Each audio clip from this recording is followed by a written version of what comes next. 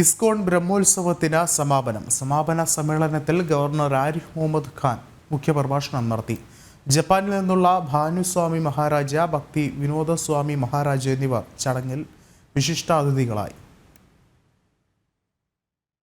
ഇസ്കോൺ സ്ഥാപകാചാര്യൻ ഭക്തി വേദാന്തസ്വാമി ശ്രീലപ്രഭുപാദരുടെ ആശീർവാദത്തിൽ ഭക്തിപൂർവ്വം ഇസ്കോൺ ബ്രഹ്മോത്സവത്തിന് സമാപനമായി. തിരുവനന്തപുരം പള്ളിച്ചലിൽ ശ്രീ കൃഷ്ണ ബലറാം ക്ഷേത്രത്തിലായിരുന്നു സമാപനം.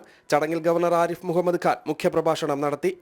I am absolutely delighted to address this august audience of devotees and well-wishers of Grossavam at the Shri Shri Krishna Balaram Temple of International Society for Krishna Consciousness at Padichal in Thiruvananthapuram. ജപ്പാനിൽ നിന്നുള്ള ഭാനുസ്വാമി മഹാരാജ്, ഭക്തി വിനോദസ്വാമി മഹാരാജ് തുടങ്ങിയവർ വിശിഷ്ടാതിഥികളായി. വെള്ളിയാഴ്ചയാണ് ബ്രഹ്മോത്സവത്തിന് തുടക്കമായത്. വിവിധ സ്ഥലങ്ങളിൽ നിന്നുള്ള ഹരേ കൃഷ്ണ ഭക്തരുടെ സംഗമവേദി കൂടിയായിരുന്നു ബ്രഹ്മോത്സവം. ജനം, തിരുവനന്തപുരം.